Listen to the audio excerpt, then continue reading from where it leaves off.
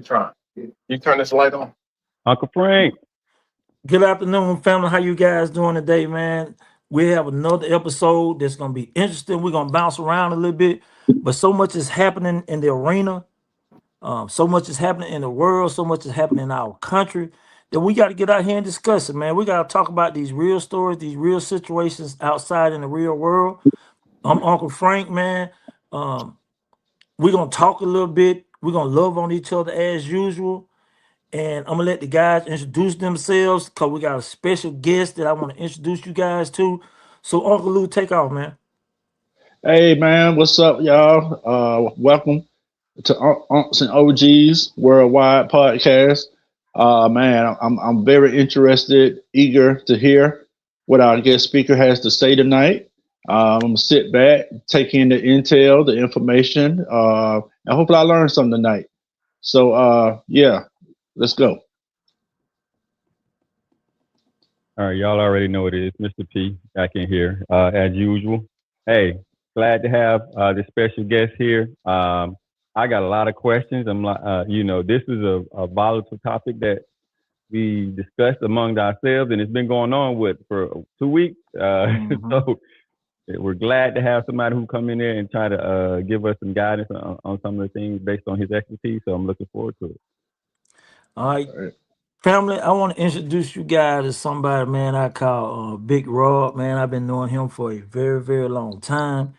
He going to talk to us about some things that we not really clear about because we bounce things off each other. He going to give us a total expertise aspect on our dealings. So, Big Rob, man, introduce yourself.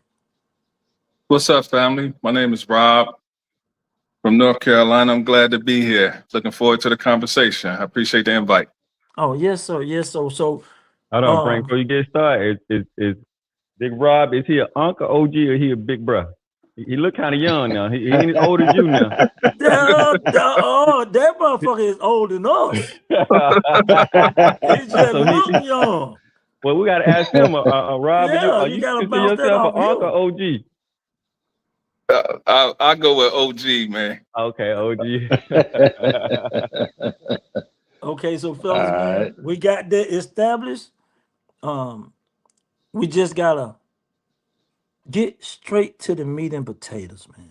You know, we was talking about some topics, man, that touched home, because it's a very, very volatile time out here in the streets, man. And Mr. P and Uncle Lou, man, you know, we already told you guys out here how we feel. So, OG Rob, I want to know, man, if some YNs are at your door and they got Pooh Shiesty masks on, what am I allowed to do? Do I have to wait till they kick my door in, or am I allowed to get them before they get in? So how does that work? So, first off, I appreciate this conversation. I appreciate that you guys are trying to educate and not being gatekeepers of information, because that's the only way we're going to learn is through conversation and through shared experiences. So you threw a couple monkey wrenches in there. Now, if somebody shows up to my door, you got to look at it like this. The average person don't come to my door with the Pooh Shiesty on. So already I'm on alert. That's strike one.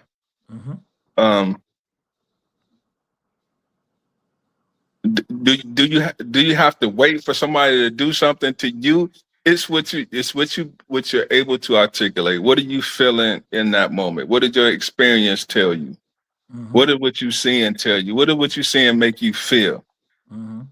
Does that make you feel threatened, like your life or somebody in your household's life is in danger?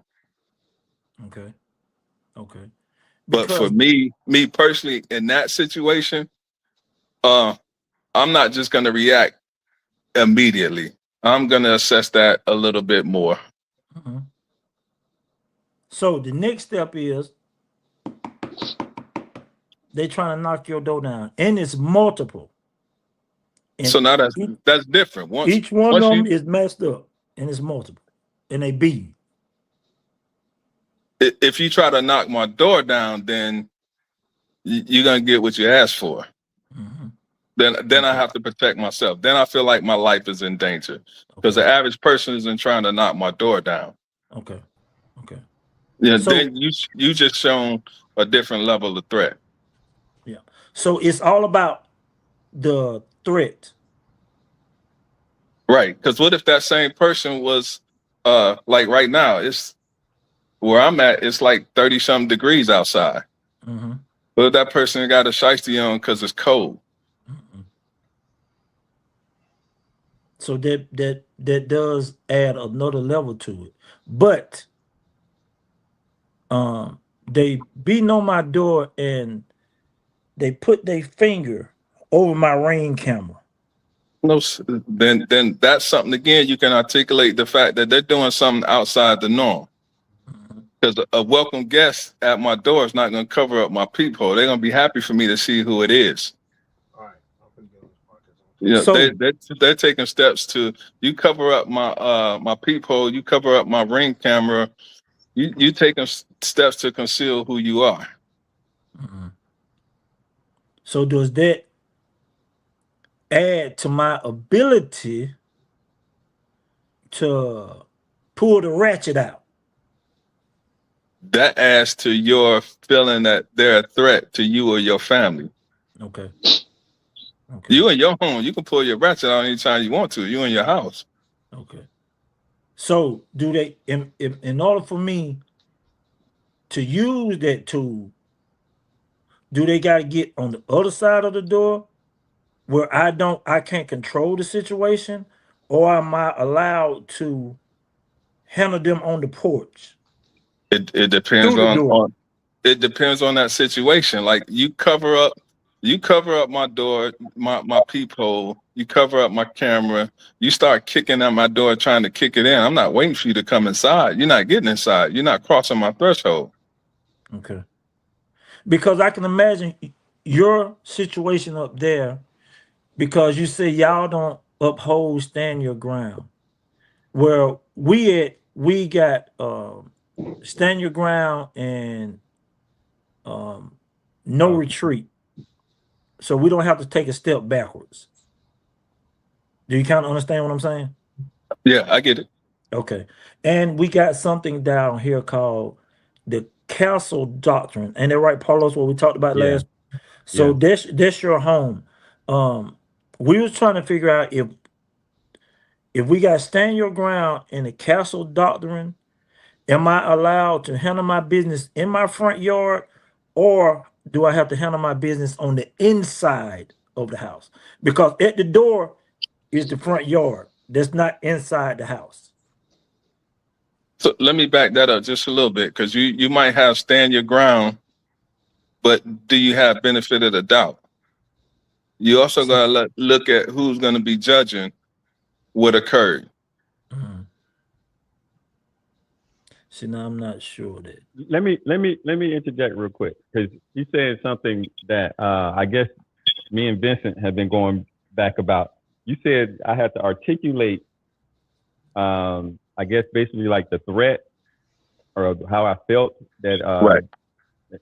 Okay, and your background, you are more versed in that, and you probably seen more experience in that. But as a layman person, as just a regular citizen, without the training, without the knowledge, how best should I approach that? You know what I mean? Because again, you have expertise. You know what I'm saying? You have something that we don't have. Well, most people don't have, right? So you got training and you got expertise, and then Right. you know what I'm saying? You got tactical stuff too that we just don't know it. So Right. how as a lay person am I to articulate that threat in a way to protect, you know what I'm saying, myself and my family? Right. So and I'm just using your words, as a layperson, Mm-hmm. your level of articulation should be a little bit easier than what is expected of me Okay. because of my background, my training. People may expect me to handle situations a different way. What may seem like a threat to you, people may not think is a threat to me. So it should actually be a little bit easier for you to articulate why this made you. Are you really saying this? Why this made you feel like you were in why your life was in danger? Why you felt like your life or your family's life was in danger? Okay. Right. Okay. So after I feel the fear within me, because in my home, it's me and a few women. That's it. It's me and then my ladies. So I'm the first and the last line of defense in my eyes. So if you get in and it's more than one of you, I have the fear of trying to protect my household against multiple assailants. I don't feel like I am equipped to handle multiple assailants. So I feel like I have to put the cheat on my side. Anything that's going to happen, I'm not going to be able to respond from a defensive posture. Everything I do gonna have to be extreme offense.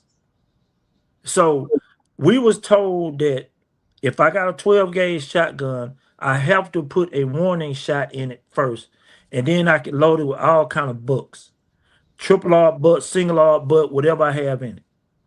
I don't know if that's the same protocol that you guys have to do up north above us, but in the south, if you got a shotgun, you gotta have a warning shot in there first, like a bird shot or something like that, and then you can unleash from there.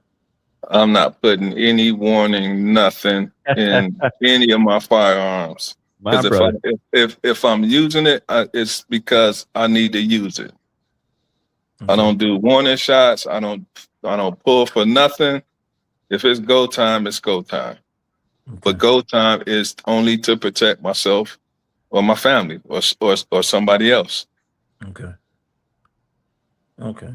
So we just trying to make sure. And I'm sorry, Triple OG just stepped in. Triple OD, this is our guest speaker, OG Rob.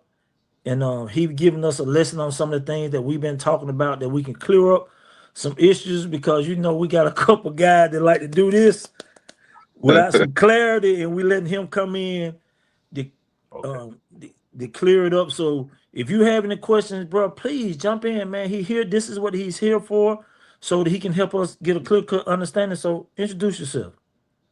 Oh, okay. Nice to meet you, OG Rob. No, Triple OG. I guess one of the questions I have, in which you probably don't always answer.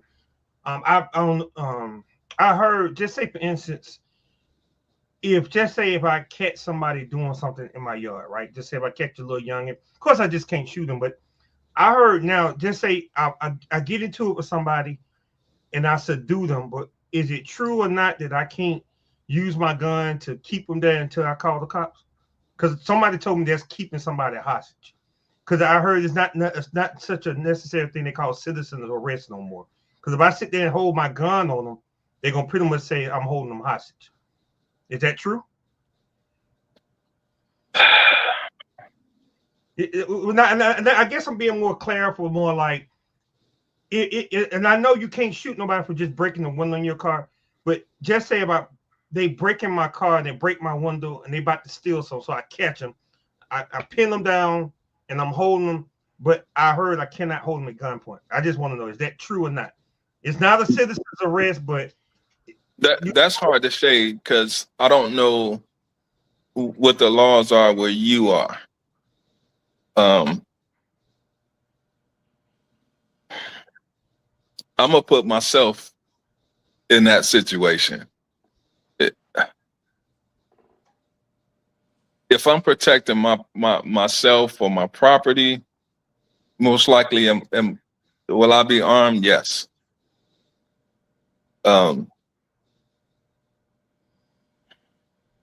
I guess my question I'm asking is, can you subdue them, keep them subdued until the cops come? At gunpoint. At gunpoint. That's something. It's hard to say without knowing your laws. Now the laws where you at? Can you do that up there?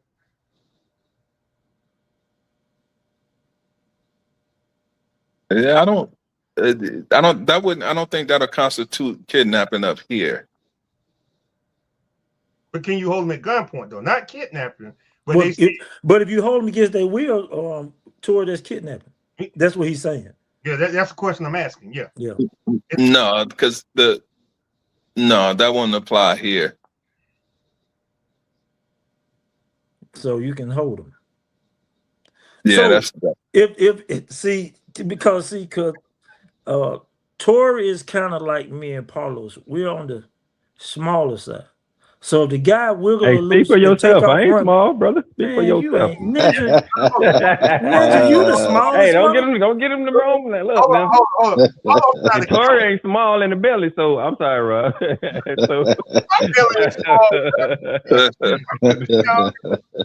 Look, So if the guy break loose and take off running, we well aware that we can't shoot nobody in the back. no. Once he wiggle away, he gone. He gone. We well aware of that. So we're not asking crazy questions. We just making sure that we don't make decisions that's gonna totally change our life drastically.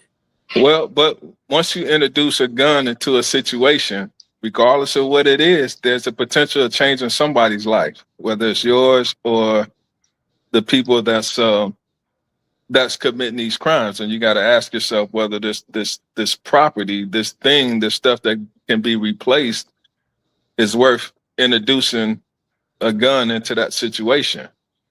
Okay. I'm not suggesting anybody go out and try to stop somebody or try to go be macho or go bare hands. But if you're going to bring that gun into a situation, you got to count the cost, all of them.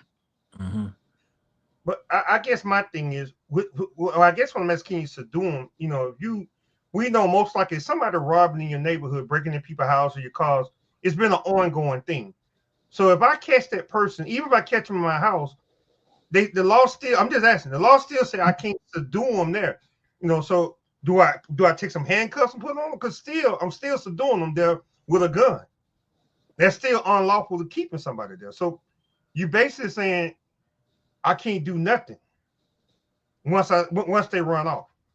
But so here you can. I don't know about there. So up there we can hold them. Yeah. Till the police get there. Mm-hmm. Yeah. I've been handed some nice gifts in my time. Yeah. So you can hold them with a gun. Okay. Well, you say He did No.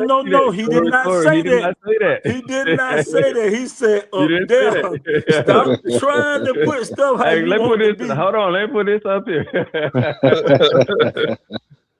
I'm glad y'all clarified. Right. He didn't say that, Tori. So if you shoot him in the ass, Tori, that's on you. No, You decided to do that. You want to shoot somebody in the ass? I ain't saying. No, I'm just saying, Tori. I'm getting some clarification about. He said it. You missed the articulation part, but as long as I can articulate the threat, and my burden of articulation is lesser than, someone with training or background. So, I'm going to edge on I'm gonna go on the side of caution to protect my family, like Uncle Frank said, with extreme measures, especially if I have my loved ones here. Now, if it's me, I can take some different stance on it. But if there's any of my family here, then that's going to be my articulation. I don't know what their intentions are once they get past me. And I'm saying if you're going to introduce a gun to a situation, make sure you count the cost. Because for me, regardless of all the training I have, I got way too much to lose. If somebody breaking into my car or whatever, I'll be a good witness. I'm gonna sit back. I'm gonna call the police. I'm gonna call the people that's getting paid to deal with this situation and let them know where they at, what they look like. If I can get a tag or whatever, and y'all deal with this. But Oh. see, Rob, in Okay, go ahead. our city, what Tori is saying is that in our city, if you don't deal with the threat today, that threat becomes a problem tomorrow, next month, next week, next year, so on and so on. In our city, I don't know what make people, if they think they get away with something, they come back and they keep coming back and they keep coming back and they keep coming back, even though we are institute the presence of officers. But if the officers don't see it happening while it's happening, they can't do nothing about it. So soon they leave, the assailants come back and they do the same thing again. And they do it again and again. So like what Tori is saying is, why is it that if I protect my property, I become the assailant and the assailant becomes the victim? That's what happens a lot down That here in our communities. that It question is flips. so loaded because that's like saying, how come I'm looked at as a threat just because I'm dark skinned and got a beard, Mhm. or because I got braids, or whatever, or whatever. It's because we don't get the same benefit of the doubt. Okay. But Hmm. I understand it. But that still don't So see. can I jump in right quick, Frank? Yes, sir. Please do, Uncle D. All right. Please. So Rob, so as your profession, I want to know this is a question I have because one of the things we've been debating about, how do we get change? Like Frank was just saying, it's a repeat thing. You know, it's like back in the days. You know, you go hit a house, you hit it, and you gone. You're never coming back. You know, you got what you wanted, and you good. But some of these YNs, it's like if they achieve, they're gonna keep coming back. If they fail, they're gonna keep coming back. So it's like it doesn't matter. Um, One of my things that I've been stressing on the panel is legislation. Okay. Um, so I'm assuming the same in your state, the same here in Atlanta or Georgia, where if we find somebody breaking into our car, there's nothing that we can do about it. Like you just stated, you say you'll be a great witness. You'll call it in, you know, try to give them a plate, give them a description of the person that's breaking in. Have you guys talked amongst yourselves or talked to the people in power, the people, the councilmen, the senators, the governors, mayors? Say, hey, it's time to change these laws. You know, it's time to change the law because the um, the enemy or whatever you want to call it, the what's the word I'm looking for? The assailant. The assailants, the criminals, they know the laws. You know, they know the laws.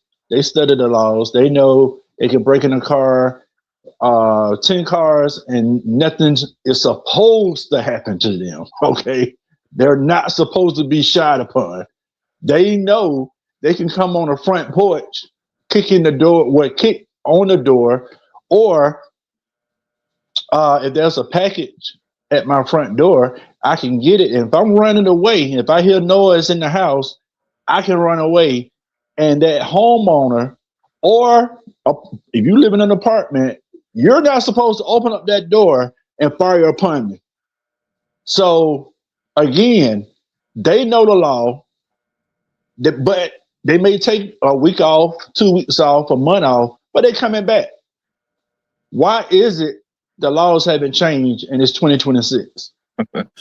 So you hit the nail on the head as far as legislation, especially juveniles. They know they can go out, commit a crime, get caught, and they'll be home before I get home. Right. And they can go out and do it over and over and over and over. and nothing happens. That's such a deep question. Why doesn't it change? You take anything that has system at the end of it, and there's flaws in it. The criminal justice system, the school system, the healthcare system, on and on. Anything that has system, there's flaws. So why hasn't it changed? The people in power don't want it to change. They want to stay in power. They don't want to rock that boat. And in my opinion, some of these things that really don't affect them.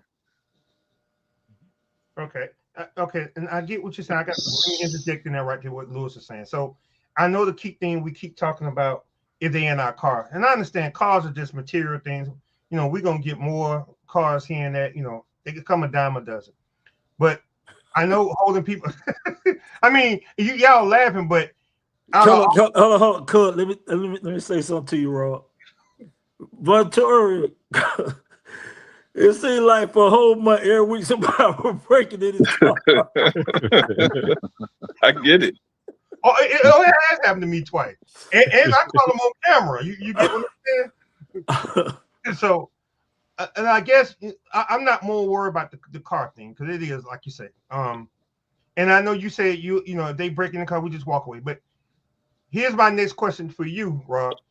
If you come home and this does happen, and you do have somebody in your house, and I know the first thing people say, if I catch you in my house, I'm going to kill the motherfucker. I'm going to shoot him. But just say I'm not on the killing point. Can I hold them hostage if I catch them in my house? Or I'm better off just shooting them?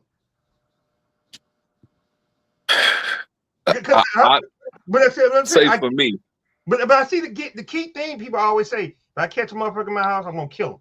And like you say, you kill somebody, it's a lot to go with that. You know, you got to prove, you know, even though they're in your house, you got every right. But like I say, that person you kill got mamas, daddies, brothers, sisters. It's a lot to come with that. But if I catch them in my house red-handed, can I hold them hostage then with a gun? Let me say this. I'll say this for me. If I catch you in my house, you're not leaving. And pop this up real quick.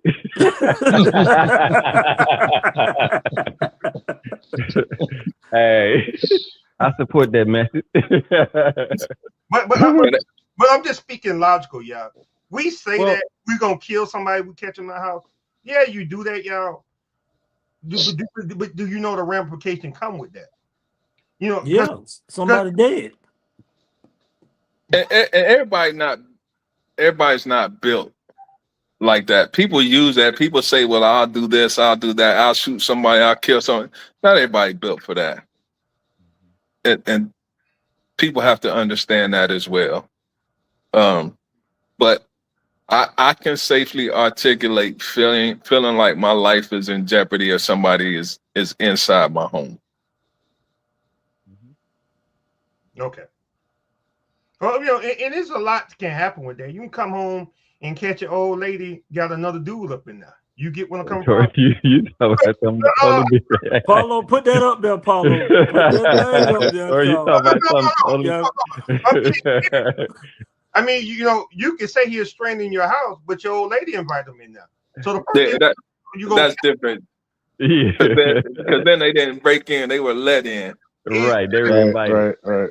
In your mind, you might say, "Hey, he's a stranger to me," and I was by him up in there. You get what I'm coming from? But Tori, you can't shoot him if you're in there naked. With your wife. What you gonna do with your wife? How you gonna explain your wife? No, I'm just saying, can you hold them hostage? That's all I'm saying. Tori, I mean, who you got tied up in your yeah, no, that's really trying to hold somebody hostage. He wants us to agree with him holding somebody hostage. You got somebody down. You got somebody in that purple room. Yeah, that's kidnapping. If you hold an invited guest at gunpoint, that's kidnapping. I don't want it to happen again, though. You get what I'm saying? I keep some handcuffs on me, I ain't coming to your house no more, Tori. Right, Yeah, right. no. We know. Hey, You have a problem with that one.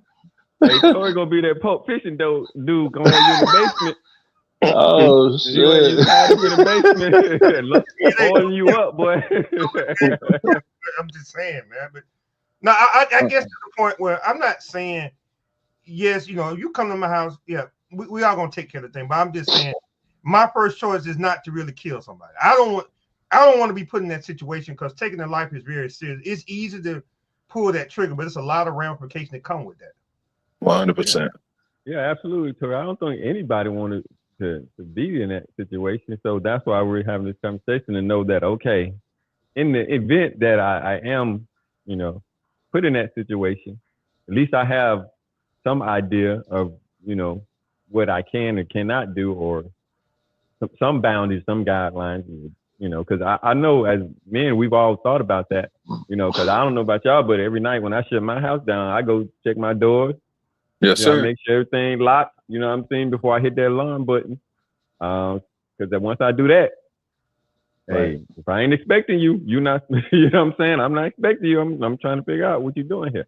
But see, that's what I'm saying though, because even you saying like you fuck around and catch a person in your house, you shoot him in the ass. You shoot him in the ass, next thing you know, he gonna come back and sue your ass, because then he gonna be like, well, you know what? Since he shot me in the ass, I can't. I drive trucks for a living, so I can't drive no more because I can't sit on my left cheek. So now well, I don't think you can sue somebody if you're in the admission of a crime. You can't. I mean, but he can't. If he's a burglar, I don't think I could counter sue him. But we see that all the time where people come back can sue. Yeah, Paulos, I don't know about that one. I don't know about that one. If We don't see too many cases where people commit crimes, and like I said earlier, the assailant quickly turns into the victim, that's and what I'm saying. then you turns into the assailant, because when them two kids got shot, the man was protecting his home and his liberties, and he shot him, but he in. Rob, are you familiar with that case that happened down here in the South? Mm-hmm. Two kids were at this guy's door and they were stealing packages, but they were pushed up, and they were stealing packages off his porch, and he shot through the door. It hit one of the guys in the hand, one of them in the feet. Come to find out, these were underage. They were underage. Well, they wasn't underage, but they wasn't adults. They were kids, and they locked him up for 2 counts of aggravated assault. Yeah, I can And see that. the kids just, they just went home. But see, that would spark the conversation that we started having, because at that particular moment, I'm the victim. Who protects me as being the victim? Because I have seen child murderers before. Just I because you're get a that, certain age don't mean I shouldn't be able to protect me. but it just in that moment, if you freeze the time right before the guy shot, all he has is 2 people on his doorstep with Push shiesty on yeah, the taking a mask. package. There's nothing about taking the package that has at that point put his life in danger. There's something about that could elevate his senses. Your spidey senses can be tingling, you can be waiting, but if all they did was take a package off his porch, that in itself isn't putting his life in danger. Mhm. So at what point? Okay, if this same situation has been happening, because right after it happened, his neighbors tried to come to his defense and say that this particular crew has been constantly coming through their neighborhoods. They have constantly been terrorizing their neighborhoods, to the point that finally someone stepped up and did something about it. Good, bad, or ugly, someone finally stepped up and did something about it. At what How? consequence, though? Okay, but at what consequence do I stop letting people come and take my home from me, take my property from me? Like, how I do I protect my liberties to Right. stop other people from taking them? I get that part. Nobody likes a thief. Nobody likes to have their stuff taken. But in a case like that, that might be time for, if the neighborhood is being terrorized, that might be time for the neighborhood to step up. Everybody band together, get creative on ways to catch these little jokers in the action. Okay, but then so if violence is never the answer. So if I catch you, because like, okay, this is one thing that I have known my entire life. Two women can get into it, and it's just gonna be a screaming match. Two men get into it, there's a serious threat of violence that is about to occur. So how do a community police itself without the threat of imposing violence on somebody?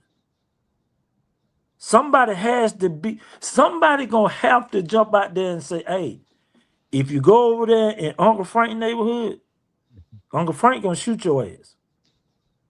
So then they don't come in that neighborhood because the threat of. Okay, but Uncle Frank is the enforcer for that moment. But then Uncle Frank in jail, then what happened to the neighborhood then? The But see, enforcer gone. but that's what I'm saying. So how do we protect our neighborhood if you don't have an enforcer in your so down south, the criminal element will come in, they'll set up a crack house in your neighborhood. You'll tell the police about it, they'll tell you they gotta investigate. But now, by the time they investigate and they do something, 6 months has passed by, your Mhm. total community have went to shit. Mhm. So how do we stop this? Because the only thing that the criminal element ever understands is violence. They don't understand civil conversation. They don't understand, hey, don't sell crack on my street. Hey, don't let your friends come over here and break in my car. Hey, this, hey, that, hey, this, hey, that. And I've called the police. I've done those things. And still, it tears my community down, make my community worse and worse and worse. Where's the relationships at? Between who? The community and these kids. See, we talk about this a lot, sir. That this generation, where what we we encounter, they lost. So Lewis came up with something, and he said, "Are we failing the kids, or are we failing the kids, the older generation, our generation? Are we failing them because we don't have a relationship and we can't talk to them because they'll be like, hey, go on about your business, man." But you know what? But you know what? When you say that, and I know we talking about the YN, I think kids just don't respect no more. The respect is just not there no more. They don't even respect their own parents. So how can they respect us? I remember back in the day, just because of the older guy, you respected him. Just because he was old, you just gave him that respect. It's not there no more. So if if they don't even respect their own parents, how can they respect somebody else's property? Yeah, so trying to build a relationship with them is not an easy thing to do. No matter how hard you try, they don't listen, and I'm scared of them. I'm gonna be honest with you. I'm scared But of them. So if on anything, I was taught in the country, and this is wrong. So Paulos, put that up there. Put that up there, Paulos. The thoughts of the panel are not necessarily thoughts of Uncle OG. So what Frank is about to say is not what y'all believe in, or not necessarily what y'all say, because I have taught this to my son and I taught this to my grandson because it was taught to me. I kill anything that I'm afraid of. If I'm afraid of, it gotta go. Both of us can't coexist together if I'm afraid. So if I'm afraid, everybody gonna be afraid. And if everybody gonna be afraid, eventually somebody gonna leave here. So I try to stay out the way because my level of fear makes me react in a deadly manner. So when you're trying to talk to younger people, like Tori said, that has zero respect for anything, You have to beat them getting angry, because if you don't, you're not gonna survive. Especially in the things that we see in the South. It may be a little different as to what you see every day, but down here we see some of the most irresponsible, reckless acts that anybody could ever commit. And it don't make no sense. And honestly, in order for us, we're not even able to have a relationship with the officers that come in our communities, That's the because thing. most of the time they don't even respect us when they come in. So it's a bit disconnect. If I call an officer, he not necessarily gonna be on my side when he jump out the car. He might think I'm the threat. It's a disconnect. If I work that area, you call, you don't know who I am. It's a Mhm, disconnect. It all boils down to, and I said this before, it boils down to relationships. I worked in the high schools for about 8 years. mhm, Um, and kids, you're right. Not all, a lot of these kids don't have respect initially, but you got to show up. You got to be consistent. You got to build connections. You got to show them you care. It's going to take, you're going to get rejected. mhm. One today, there's some kid, I would come in, I say good morning, they look at me like I'm crazy. But you know what? The next day I'm gonna show up, I'm gonna say good morning again. Mhm. They're not gonna say nothing. Why are you talking to me? You Okay. know what? The next day I'm gonna say good morning. How you doing today? Quick question. Quick question. Carlos, I want you to attack his butt, because Carlos now he has transitioned over and he trying to give back. He retired from the finance industry, so now he's working in the school as a teacher. Hmm. So, Tough Carlos, job. I want you to talk to Big Rob and y'all have a conversation about Tough job. what you're seeing. Well, I actually kind of agree with him, Uncle Frank, because what I was going to say is what I'm finding, the more that I'm in there, and particularly where I'm at, most of them kids is frauds. You know what I'm saying? They fake tough. They fake gangster. Not saying that ain't no killers up in there, but I'm Oh pretty yeah. sure one or two of them, push come to shove, they gonna do it. But I think for the majority of them, they are followers and they're not leaders. So they're following what they think looks hard or looks tough. But I'm kind of too old at this point. You know what I mean? So I'm saying? I feel like it's their parents have dropped the ball, and the schools have gotten so afraid that they're basically hands off. I mean, I can't tell you, and well, I'm pretty sure you can tell the language. They pretty much kids don't care who's standing there. They gonna throw all kinds of words out there and throw all this conversation out there. And the guidance that I've been given or I've told was that you're just supposed to ignore it. Whereas we growing in our age, I wish you would say something around the adult. You know what I'm saying? Something like that. But that barrier no longer exists to them. And so I agree with Rob, but I just don't know who has the energy, who has the time, or who wants to do that. Oh, it takes a lot. It Yeah. takes a lot. But I used to always go by this. I was told this: rules without relationship equal rebellion. Okay. So you gotta build relationships with these kids before you start trying to correct them.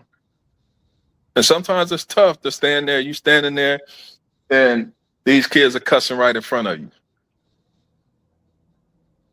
Okay. But you build that relationship. It's like you peel those layers back, and eventually those same kids um, will be your biggest ally. It takes time though. You got to be consistent, and you got to show these kids you care about them, and you got to be creative because they're Why gonna are test parents you. not doing that, Rob? That's my thing. Is why aren't their parents? Because I can't say that it never happened, but I'll be shocked if someone ever told me that my kids were speaking that way around an adult. A lot of them don't know how. They weren't equipped to have kids when they had them, and some of them doing the best they can. They just not equipped. Damn. And it's tough being a teacher because you have them for that 7, 8 hours, and then they go back into the same environment. But we can't throw them away. You gotta be creative. And I'll give you an example of how I was creative with my kids. One of the things that the high school I worked at did, they started an in-school suspension, which I hated because it would be the same kids in these rooms. And then they're not in their classroom, and I come and I look, and they sitting there, and they just on the phone or whatever. It just bothered me to my core. So I said, okay.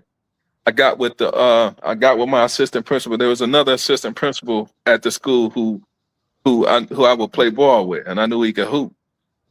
So I asked him, "Can I get to the gym after school twice a week?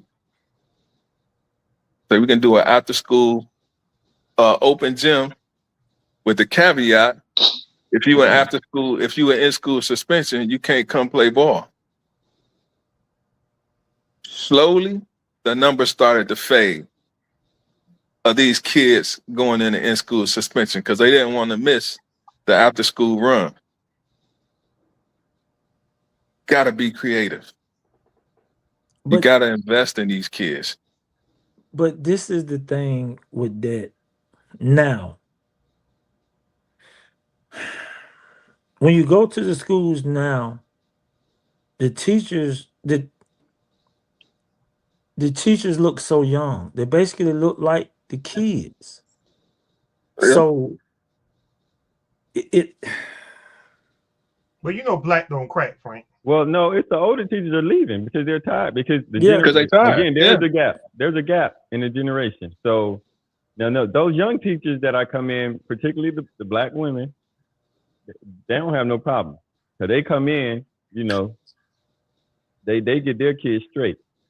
It's those other teachers, you know, there's a lot of Asian teachers and, you know, white teachers and Indian teachers, and they don't know how to handle those kids.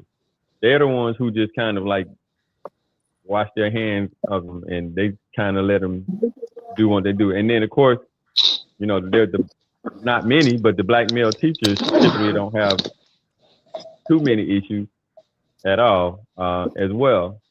But again, it's tough to go in there because I can tell a lot of teachers are burnt out, and they just trying to get their to that retirement age and get their pension and move on. And like I said, I'm too old at this point. I don't have the energy. Okay, gentlemen, since you brought up this age, I want to pivot a little bit because I know we don't have a lot of time left. Rob is new to the thing and he got other things to do. So I want to know everybody's opinion. And I know we don't do a lot of political pandering around and we don't talk about that a lot, but there's a lot happening right now. And guys, we gotta discuss it. We gotta know how we feel about what's happening with these ICE situations. Everybody that can speak freely, I want you guys to speak freely, but if you are not allowed to speak freely where it might interfere with whatever you may have going on professionally, I understand. How ICE is showing up doing this and doing that. And me personally, I don't have a problem with it. And the reason why I don't have a problem with it because I handle every situation different and my mindset is different. I don't see things as a threat the way another person may see it as a threat. I don't see an officer pulling me over doing his job. I don't see that as a threat. Someone else might instantly get upset with why you pull me over, why you do this, why you didn't know. I don't see it like that. And if I commit a crime, I'm gonna be held responsible for the crime that I committed. And if you come to this country illegally, that's a crime. So you got to be able to deal with the consequences behind the crime that you commit. So I want everybody to take a chance, think about it in those metrics, and then Rob, I want to ask you a question, which we talked a little bit about earlier. Have you Yeah. guys in your areas, have you had to deal with the ICE situation? Well, The ICE officers. hold up before you go that far, Frank. My only thing with the ICE thing, I know a lot of people saying they're not worried about it because it's not us now. But if you're violating their human rights now, if they're violating their human rights, what happens when they get rid of them? You don't think your human rights will be violated next? No, I don't. Really? Do you know why I don't think my human rights gonna be violated next? Well, hold up, but we can go almost Do way. you okay? But do you want me to answer your question? Go ahead. Real clear. Okay. My grandmother was born in a small town in South Georgia called Roberta, Georgia. And when I was 13 years old, she gave me a book called 100 Years of Lynching. The worst shit I ever read in my life, and that 100 years of lynching, all of it happened around where she stayed at in Middle Georgia. I need you to understand how long our rights have been being violated since our people have been here from the beginning. So when you tell me that it's going to spill off on us, it has been happening to us for the beginning. It has never changed for us. So that be propaganda of people wanting you to get on their shooter music because something has happened to them. They never came to our rescue, and it been happening to us for hundreds of years. So no, that will not happen to us because it has already been happening. It never stopped. I know it So, has. I know it has never stopped, but it's the. If we turn our back toward that now, you don't think what happened when it started with us? And I get it, it's happening to them now, but it's like I'm turning the cheek on it. I'm gonna give an example of that. When we go back to what we was talking about, the breaking in your yard. I remember my I woke up one morning going to work, and I saw my neighbor. All four of his tires on his truck was flat. I was like, first thing I was like, damn, he don't piss somebody out. They don't flat all four of his tires, right? mm-hmm. So then the next morning, I noticed my other neighbor. I said, damn, they flat all two tires on his. I'm like, damn, they don't piss somebody off. Because I'm like, at the time, I'm not worrying about it because it's not me. And then 2 days down the road, I wake up one morning. I said, what the fuck? One of my tires are flat. And the only reason my second tire went flat on my work truck, because obviously knife don't got dull. Because when I looked at it, I saw where they was scraping at that tire and it just went bust. So then at that point, since I was involved with it, I was like, oh, hell no. We need to get a neighborhood watch. So then I went and got the neighbors, so let's talk. We started taking shifts. You know, my point was like, I'm going to stay up. I'm going to watch. And then they said, I'm going to stay up and watch. Then finally, I caught the little boys walking down the street one. Now, of course, I went and approached them. You know, my neighbors was older, and they like, no, Tori, I ain't trying to do that. I'm just going to shoot them. That old thing I'm going to shoot. But the whole point, what I'm trying to say is, I wasn't really concerned until they flat my tire. So if we take a all preacher point like, hey, as long as ICE is fucking with them, I ain't worried about it. But you know who ICE is, Tori? Of course. It's immigration. Right. But It's immigration. But if they start with immigration now, you don't think they're using that for a cover up now? You don't think they'll come up with new and possibly later get the black man out of here? No. No.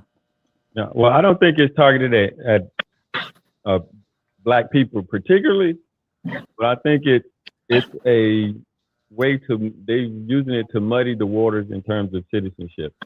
I'm gonna just start with the Martin Luther King quote, my brother. It's King holiday was yesterday. Injustice for one is injustice to all. So there have been American citizens whose rights have been violated and who haven't been given due process. And I think that's a slippery slope that will give them the leeway of the room to continue to violate people's rights.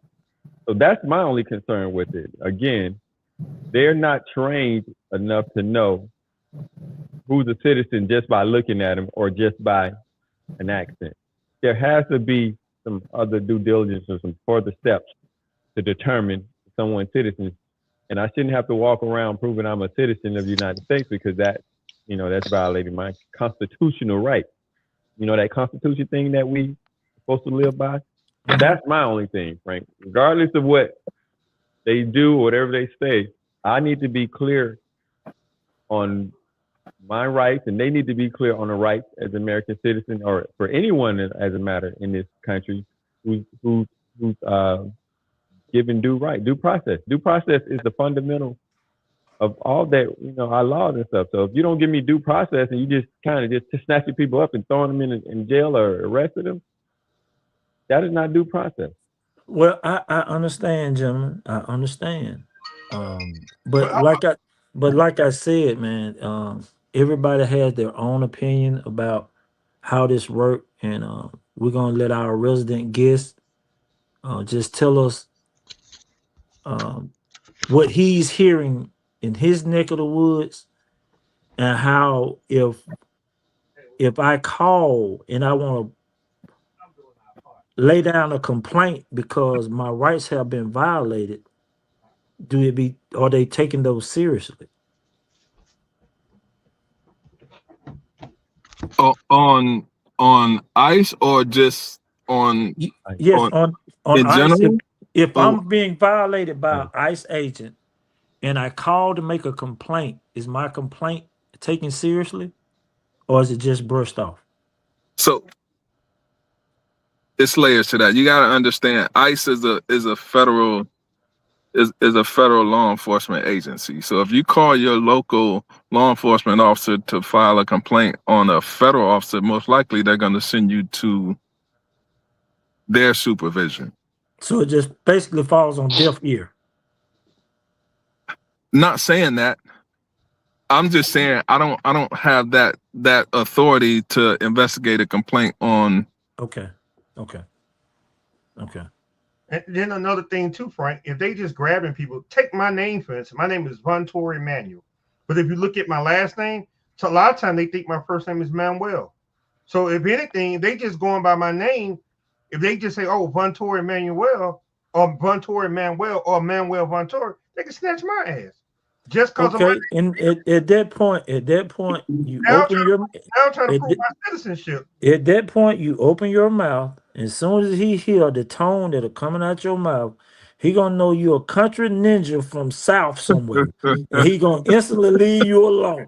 But see, here's the You ain't thing, gonna Frank, have that problem. that's not even With that valid. with that damn twang in our voice, you ain't gonna have that problem. But okay, let me give y'all some honestly, I'm just being truthfully, and realistic. I could be snatched just because of my last name, period, though, Frank. Honestly, truthfully, realistically. Okay, Paulo's put that thing up at the bottom. These are real. We outside the real world. But we giving y'all real stories, real situations outside in the real world. Okay. The city of Atlanta, when I was young, they used to have a crime called DC6. You guys remember we had the Red Dog Unit. DC6. When the Red Dog Unit pull up and everybody standing outside, they can label this area up on a DC6 and lawfully lock up every single person that's standing outside. And they could lawfully detain you for 3 days. See, these are the things because people are saying whatever they want to say. Oh, he innocent, he this, he that. Law enforcement has a right to detain you pending investigation to find out who you are. I don't know why people all of a sudden want to throw, oh, they doing this wrong, they doing them wrong, they doing this wrong, they doing them wrong. Listen, people, listen. Paulo, put the other thing up there because you know I go live sometime. What I think is not necessarily what everybody else thinks. If your ass here illegally and you commit a crime, your ass need to go to jail because I'm here legally. And if I commit a crime, I go to jail. I don't know why all of a sudden we forget there are other agencies called the DEA, the FBI, We just concentrate on those 3 letters that has a I in front of it. Well, Those people are dealing with immigration. If them people come up and they jump out to her, I'm gonna say this to you so people will not misunderstand what I'm saying. If one of those people show up with them 3 letters on their back, 3 letters on their back, them folk like James Bond, man, they got a license to kill your ass now. If you go back, jump out here on these folk with this rah-rah stuff acting crazy, as if you don't understand the language that they speaking, if they tell you to get down, get down. They tell you to shut up, shut up. They tell you put your hand behind your back, put your hand behind your back. You know that you are a legal, foundational Black American. We ain't the same. We look like Jamaicans. We look like Haitians. We look like everything. If they ask you to identify yourself, please just identify yourself and go home. Don't Frank, wrestle with these folks. that's not the point. That's not the point. The point is not to wrestle with people. The point is not. You can tongue wrestle. You can tongue wrestle. but what I'm saying is, you're asking folks to give up their constitutional right, because again, there's a thing called, Rob, correct me, but it's got to be a probable cause in there some kind of way. Otherwise, you just randomly pick people off the street. And again, they got rid of that stuff. They got rid of the stop and frisk in New York, and they got rid of that, what they used to do in Atlanta. Who said that? Who said that? They got rid of it. They don't enforce that anymore. That's a damn lie. But it still had to be probable cause. The probable cause at the time was, Frank, there was a known drug area that people were, if you stand in front of the crack house, more than likely you were involved in the crack business. That don't mean you. That's not necessary. But I'm just saying that's the probable cause. There still has to be some type of probable cause. That's an assumption. What's the assumption? Probable cause is part of the law. Isn't that like the first hearing you go to before before you go? There's a probable cause hearing that they discuss why those charges are being made, right? So I'm just saying, show some probable cause. Hey, we have word, or we got some, we got pictures or documentation that this person is here illegally. Go get all them people. We got probable cause for those. But regular folks who happen to be driving past while you at a roadblock, you can't be snatching those people out the car just because you upset that your car got stuck in the ice. You guys got a problem with them shaking the trees? Yeah. You gotta shake these trees so some leaves can fall off. No, you don't. You got a whole list of trees. You got a whole list of people who are here legally that you know about. Go get them folks first. How you know, Paul? You don't know who illegal and who illegal unless you shake the trees. They got a list. Bro, how they got a list of all these illegal people? You think they just happened to go to this house full of illegal people? Yeah, they got a tip. Right, so they got a list. Go after those people. I'm just saying, that's what random I'm people you. in the street, stop snatching up random people in the street. That's what I'm saying. Just because you're upset that they don't like your presence. That's my whole issue. So it's a probable cause. What happens when they have a roadblock? What's the purpose of a roadblock? Ain't that shaking the trees when they have roadblock? Roadblock is really DUI driving and stuff like that. But that ain't the same thing. That's how they get the people with warrants on them. You ain't catching no illegals at roadblocks. Well, that's not necessarily true. They all looking for DUIs under enforcement. Because I've been to several roadblocks. They look at that. Go ahead, keep moving. Now, so now you want the ICE agents are going to be there with the law enforcement? Yeah, I mean, I ain't got a problem with it. Well, that's what I'm saying, Frank. I'm not trying to live in a police state, and I'm not giving up my right due process. Okay, this is what I need you guys to understand. Most Americans are spoiled, and we spoiled to the point that we think that we got rights and liberties that you don't have that are fake. We think that. I went to Cuba and I learned that the hard way. Because in Cuba, when the police pull you over, he point at your car and point over there. You get out the damn car and you walk to him. to get your ticket, and then you go back and get in your car and you pull off. But It don't go like, Cuba. and that man is Cuba is standing not the there, United States. and that man is standing there with an M16. No, I'm explaining something to you guys because the world over, United States citizens are spoiled to the point that we think that we have rights and liberties when we are a police state.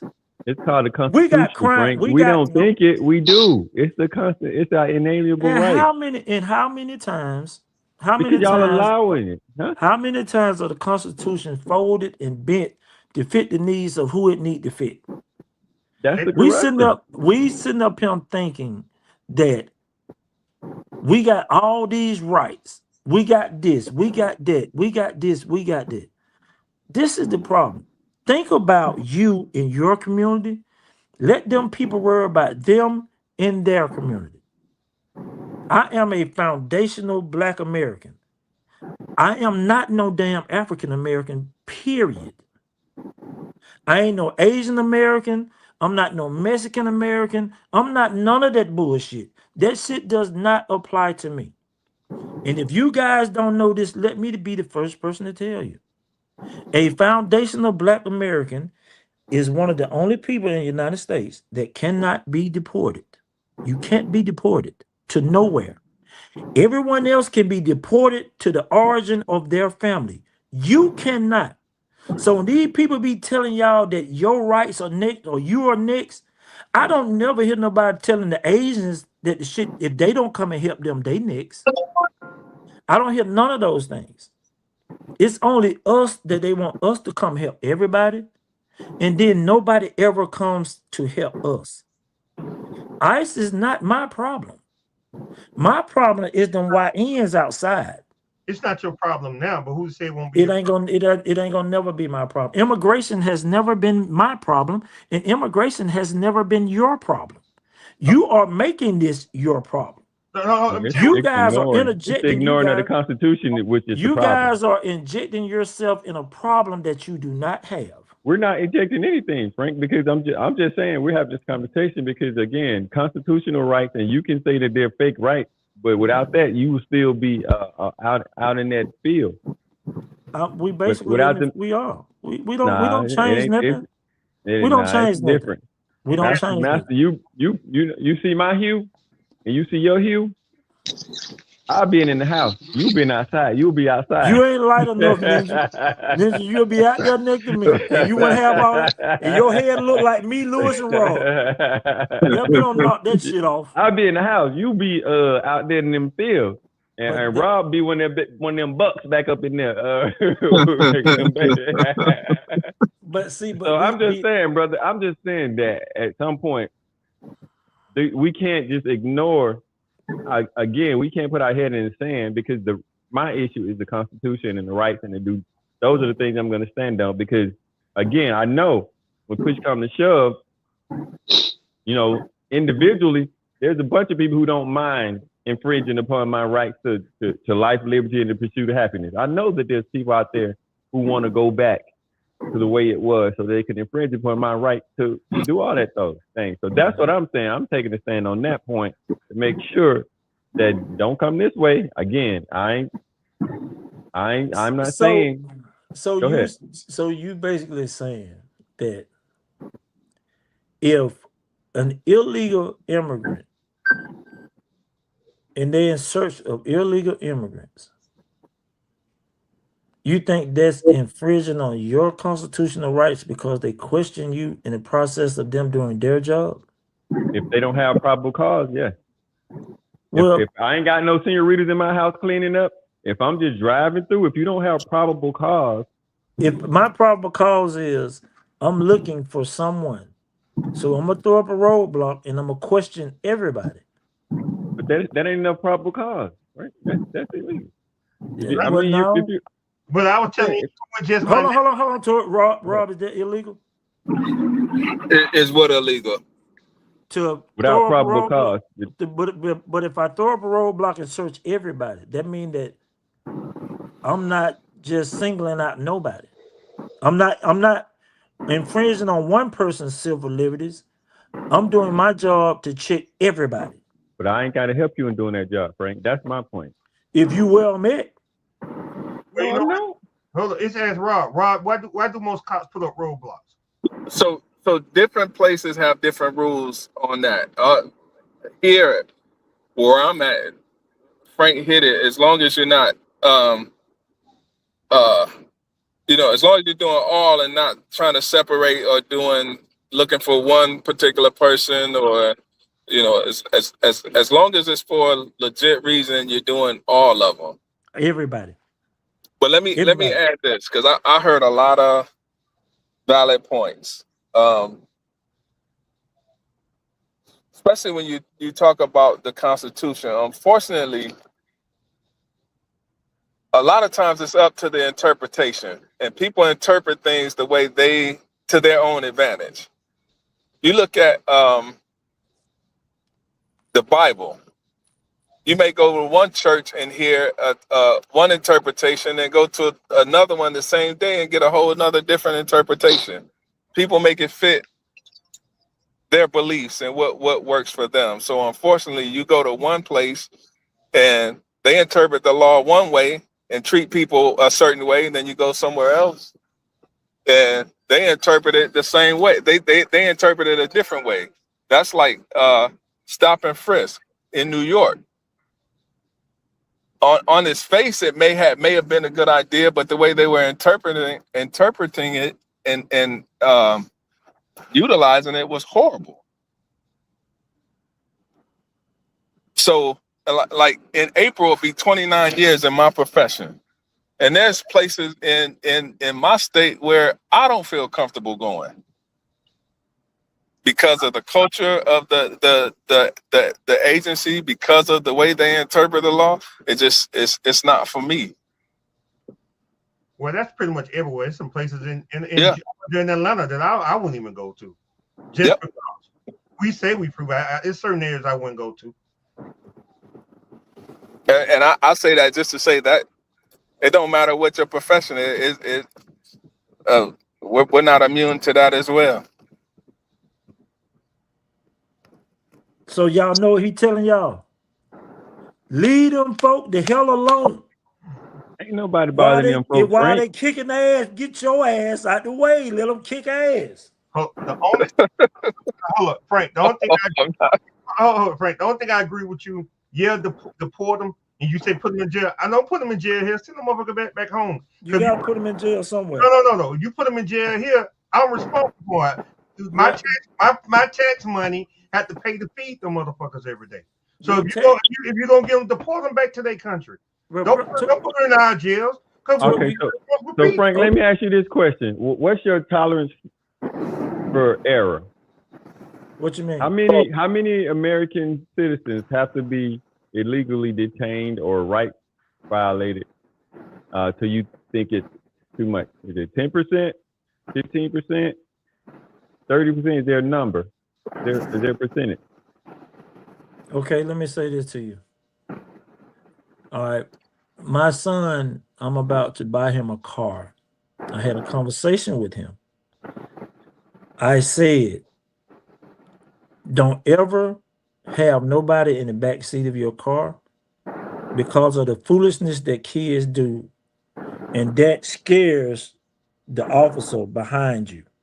So when he get out his car, he's on alert because y'all back there moving around, trembling and fumbling. I don't have a number because I am worried about the two young men that I'm raising. I'm teaching them to respect everything and anybody around them that has authority over them. If you get arrested, go to jail. Don't be out there wrestling. Don't be out there fussing. Don't be out there fighting. Take your ass to jail. I'll come down there and get you. Simple lesson. I can't get you out of dead. If your ass is dead, I can't get you out of there. But if you go to jail, I can come and get you. So when these people be doing this stuff they be doing, and they be fighting and wrestling and arguing and following and recording and all this old dumb ass shit that has absolutely nothing to do with them. And then you end up like that later with a part in your goddamn forehead. Then we got outrage. Mind your fucking business. There are two things that everybody can do this year, guaranteed. Stay the fuck out of my business and mind your own business. Them are two things that guaranteed to everybody. But people don't tend to follow me. I'm worried about what happened to my community, mine. I'm worried about what happened to my people, mine. People need to start worrying about the other pockets of people that don't give a damn about us. So then when stuff started happening, people go to asking me like, Mr. P, what percentage is enough? Right. So you okay? So your son get arrested Yeah, without cause, without probable yeah, cause, yeah, 10 times. yeah. 10 times you just gonna go bail him out. Every time. He's still breathing, ain't He he? breathing. Because evidently, my son is being a dumbass because he keep putting himself back in the Not same position. necessarily. That's not always the case. Because you do know that there's people with biases and prejudices and make Yeah. mistakes and error and I flaws.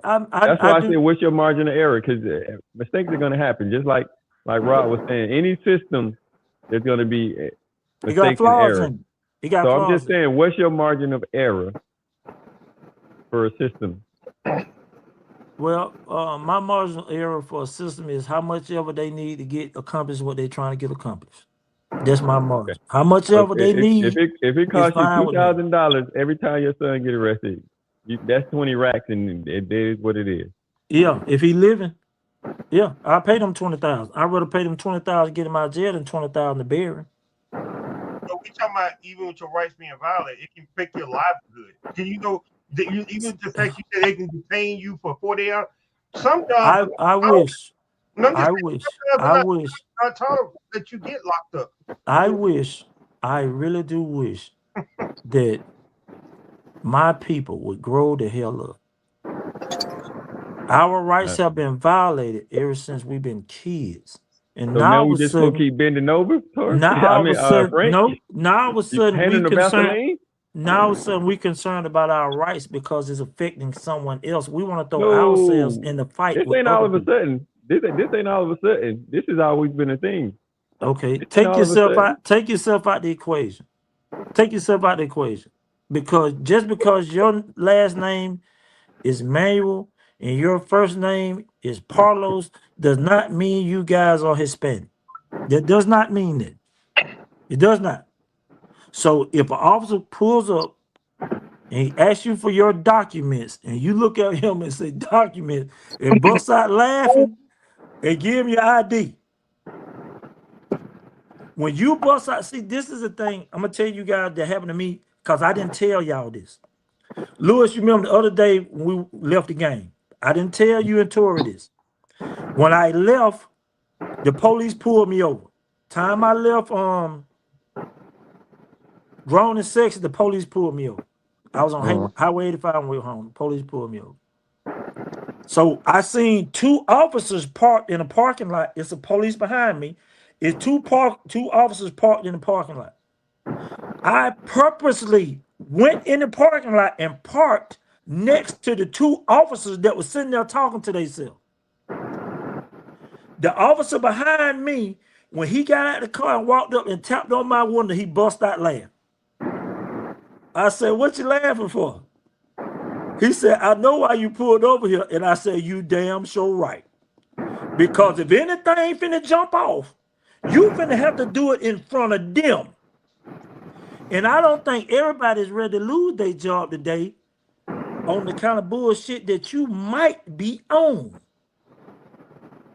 Do you understand what I'm saying? And he pulled me over because he said there was no light on my tag.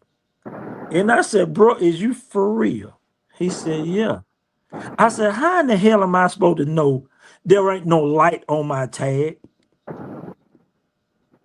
He said, "Well, I need your license and insurance. I need to see your license." I said, "That's fine because I know you already done ran my tag."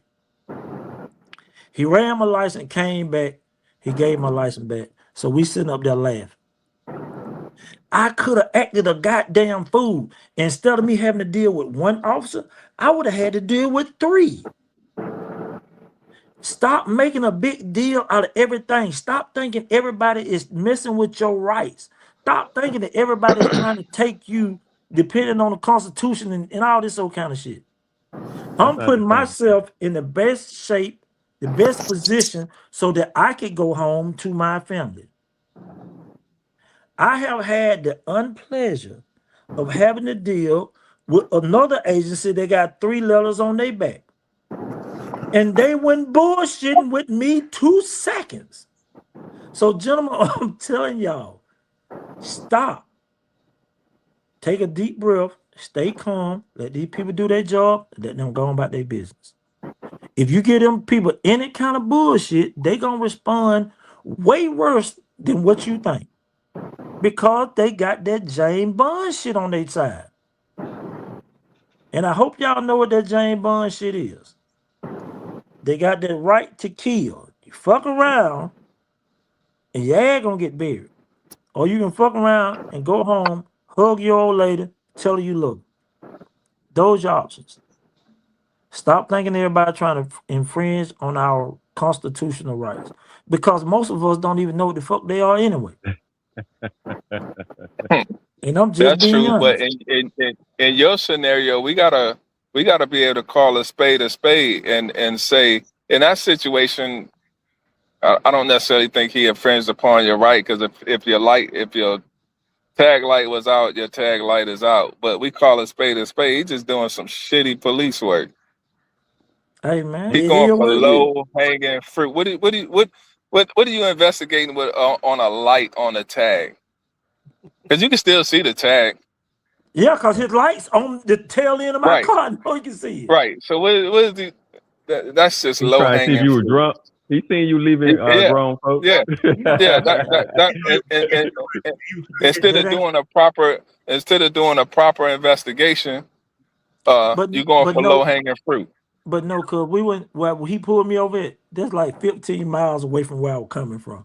So Okay. that had Yeah. nothing to do with where I was Oh, he coming know from. y'all coming down. He like, look at these drunks coming Oh down this road. God. I know y'all. I don't got I'm about way 3 of over them. I got I'm about 3 way of them the other day. I'm way over here by my house. I ain't nowhere near where we live from. That's a black man in infinity. He doing something. Yeah, yeah. That ain't it neither, cause I got tint on my windows. He couldn't even see who was in there.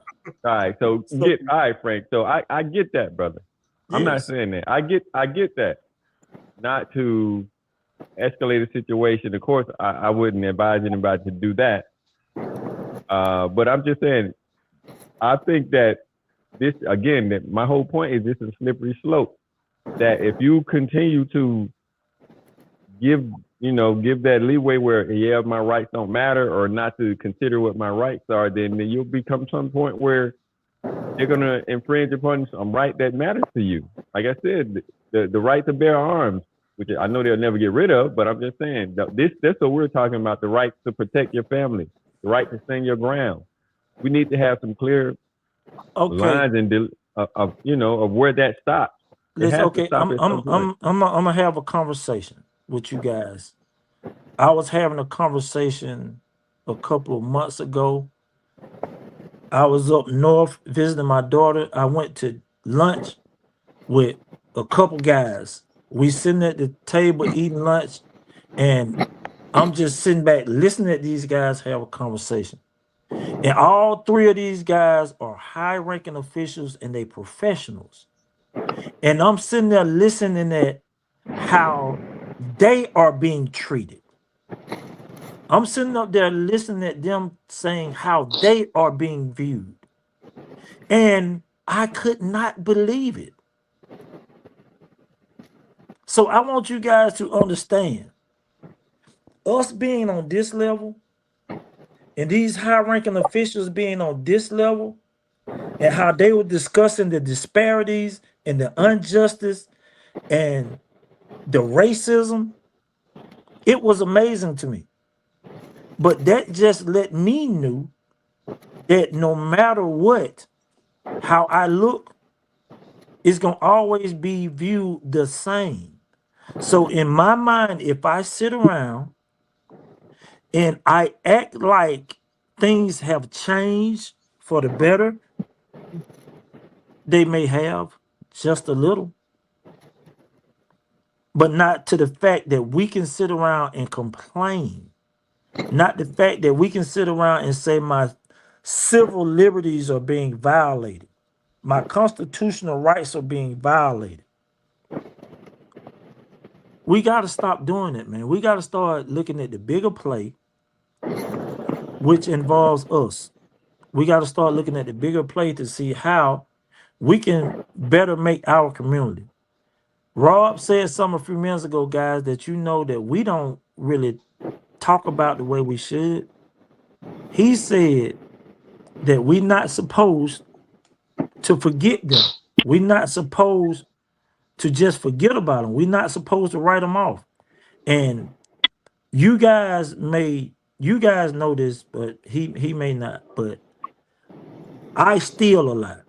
So when you say something to me, it registered. He says rules without relationships equal rebellion. We gotta have to start having better relationships in our community. We're gonna have to start talking to the law enforcement in our community. We're gonna have to find a way to get in contact with the senators, the congressmen, the representatives, all these people in our communities, like Lewis said, to help with this legislation. We gotta build these relationships, because if we don't, everything that happens is gonna be a rebellion all the time. And I don't want us to continue to have to go through these things. I don't want us to continue to have to fight fights that aren't ours. We don't even know what ICE is in our community for. We don't know what ICE is in nobody's community for. We don't even know why this thing has been heightened the way it has. Because instead of us asking, building relationships, we see some things that we think aren't right and we just react. So guys, if we can do better, let's do better. Well, Frank, Carlos, I stole it. I stole it. This ain't for everybody. I just stole that from Rob, and here you is stealing it from me, trying to give it to the people. I'm just saying that is this is the crux of the whole ICE conversation. Yeah. This is why people are rebellion, because there's no relationship between. Sorry, stop clicking on buttons. I ain't click no button. That's right. That's right. Somebody clicking on something. But rules without relationships, it create rebellions. That's why people rebellion, because historically there had been a relationship with particularly ICE. We didn't never know ICE existed. Well, we knew ICE existed, but it was just it wasn't at this scale. You know what I mean? It wasn't at this scale. And it wasn't as it was points of politicized, but that's why people rebellion, because they don't know the strategy, the true strategy behind it, and what their intentions. Because again, it's the media or whatever is being reported says one thing, but then on the ground it seems like it's something else. So that's why I was saying that is the crux of the whole issue, I believe. But okay, if we two football teams, you on offense and I'm on defense, are you gonna give me your playbook? But so how we can't I can't build a relationship with the public if the threat is in the public. The threat is not in the public, because again, American citizens, you won't find an American citizen not many who say, yeah, they think illegal immigrants should be able to just stay here freely, or illegal criminals, alien criminals should not be prosecuted. You know, you won't find people who say that. Paulo, what percentage of the population do you think that think illegal immigrants are criminals? They don't think that. They don't think them people criminals. They think them people come here. They think they have to, because I think most of the people, particularly on the right, are supporting this. So I think there's a big deal of the population who think they're criminals. Most people on the left think that these people just trying to escape from their hardships and make a better life for their family through a crime. See, they'll take the criminality out of it. They're gonna always take the criminality out of it. So that's the thing. So hold on. Let me push back on that one set, because if you're never gonna out arrest crime, and so the police have to be part of the public, and the public are the police. If you have that us against them mentality, you lost from the very beginning. So whose side you on, mine or theirs? No, he Because on I'm the confused. he on the I side of need to right. know whose side you on. Ain't no side. Okay, Appreciate that, Rob. and I It's need no And he side. dropping them gems. It He points on, dropping them on gems. both. yeah. So But I you see, need you. the cities who have problems with the police, they have that us against them mentality. The ones that are successful are the ones that really build relationships and are engaged with the community. Because we can't do it. They can't do it alone. And if you want to increase if you want to increase police interactions, police phone calls, start showing up in the community. Start doing things in that community. Then they start trusting you. Then they blowing the phones up. They calling dispatch anytime they see something wrong because now they trust the police are going to come out and they're going to do something. Frank, I think you should start a neighborhood watch and you be the captain. But listen, this is the problem. I love my people. I do. See, they won't let me be mayor because they think I'm gonna do something underhanded.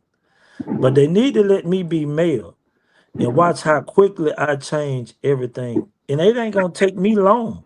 I promise you. Because I'm gonna hire the people that need to be hired, I'm gonna promote the people that need to be promoted, and I'm gonna fire the people that need to be fired. And I'm gonna let the people that do their job do their jobs. And I'm gonna hold them accountable if they're not doing their jobs. Now I don't condone violence whatsoever. I know I go against Tory a lot because Tory is a pacifist. And I just look at the other side. I just look at on a different way. I don't see just going in guns blazing all the time. yeah. Does that make me a pastor because I chose not to go in guns blazing? Yeah, that make you pass. Because you ain't you don't like confrontation neither. So you I don't like confrontation. No, I mean, yeah. So these are the things that I'm saying, man. I believe in interaction with the public. I wish there was someone down here that we could talk to that would hear what we're saying. I wish it was someone that I could encourage to move down here and take one of those executive jobs and be a friend to the public, because we need a friend that we could call that can make some things happen in the hierarchy of what we need to see happen. And unfortunately, he don't want this corruption down here. what corruption? I ain't seen no corruption. I see a bunch of people who don't care. I don't think it's corruption. I don't think they paper chasing. I just think they don't care. And when you find people that don't care, they never gonna build them relationships. They're never gonna let the public know that we got your back. They're never gonna let the public know that y'all safe. They're never gonna come out because they're never gonna come out and say, hey, look, ICE are federal agents just like every other federal agency. They are here to do a job. They're on the streets. When you see them, give them the same respect that you would give everybody else. And guys, I love y'all. I'm happy we got a chance to get a new, beautiful view from a special invited guest. And I'm praying and hoping that he comes through again and grace us. And hopefully Vincent will be here so he can get everything said. So guys, I'm gonna let you guys end this thing. Uncle Lou, Triple OG, Mr. P, and Rob, we're gonna let you end it off, bro. So everybody gets a chance to say how they think and how they feel and sign off. So Uncle Lou, take off. Well, I just want to thank our brother Rob for coming in, giving us some insight, some knowledge, some wisdom of law enforcement on what to do. Even though, two different states, but it's pretty much all the same, pretty much. So appreciate your insight, sir. I think what I'm gonna do, being in South Fulton area, I think it's time for me to come, to go knock on some doors, City Hall, Councilman. It probably, there's something that I've really never done. It's like sit in like the town hall meetings or the council meetings and stuff, and just to go and listen, and see who I can meet, and to be honest with you, I know that Cigar Lounge over there on Butner Road, the former mayor of South Fulton, he be in there all the time. I've met him a few times, but I really never had that one-on-one conversation with him, about politics and laws and stuff. But I think I'm gonna try my best to see how close I can get to the new mayor, because there is a new mayor of South Fulton, the mayor of Union City. I think he's been reelected. I think he's going on his second term now. But I gotta walk the walk. I keep talking about legislation and rules and stuff like that. Laws, not rules, the laws that need to be changed or voted against. So it's time for me, to go and voice my opinion to those that actually vote laws into play and start there. So that's my goal for 2026, to go sit in some meetings and see what I can do. All right, yes, sir. Yes, sir. Okay, Triple OG. I ain't got much to say. All I say, people don't kill people. Guns kill people. Hey, hey, hey, hey, hey, hey, hey, hey, hey, hey, hey, hey, hey. Shoot everybody. That's not. Where that come from, Tori? Oh my God, boy! Look at this. You see, Big Rob. You see what we got to deal with. We finna get shadow banned. Shadow, we about to eat. You must have had you a shot. You done had you about 2 or 3 shots, bro. Mr. P, take off. So I don't even know how to respond to that. Right. OG Big Rob, appreciate you coming in here and educating us and giving us an insight. We appreciate it. I definitely, learned a lot from you, and hope you have you come back soon and further this discussion and get Uncle Frank some get right, because he needs some. So appreciate you. So, Mr. Rob, we'd like to hear from you going out the door, sir. Yes, sir. So, fellas, first off, thanks for having me. I really enjoyed this conversation, and I think this is where grassroots change starts. Is just being able to have just some candid conversation, no holds barred conversation, and be willing to have those conversations. So I appreciate being a part of it. And I'll say, in April, it'll be 29 years for me in law enforcement, and I still love what I do. I still love coming to work. I still love being able to give people the benefit of the doubt, giving people opportunity, and to be able to make change, not only change in my community, but in my agency.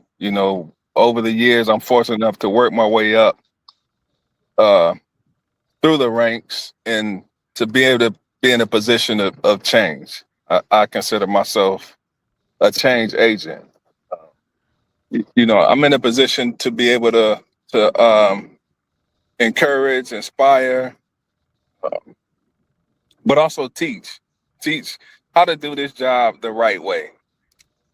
If my motto has always been, if I can't help you, because we can't always. There's sometimes people call us and with stuff outside of our scope of authority, but if I can't help you, at least I'm not going to hurt you. Mm-hmm. So just to be able to share and talk and teach is what it's all about. And I just encourage you guys, keep going, keep sharing, keep reaching, because somebody needed to hear what was said today, and somebody needs to hear what you guys are going to say in the next episode and the episode after that. So even if you get tired, man, keep going. I appreciate y'all. Hey man, we thank you, man. Appreciate Thank it, you brother. very Appreciate it, much, bro. man. For showing up. Again, we're gonna try to invite you as much as we possibly can. And I love you, gentlemen, man. Until next week, man. I'll talk to y'all later. Thank you, brother. All right, bro. Y'all take it easy.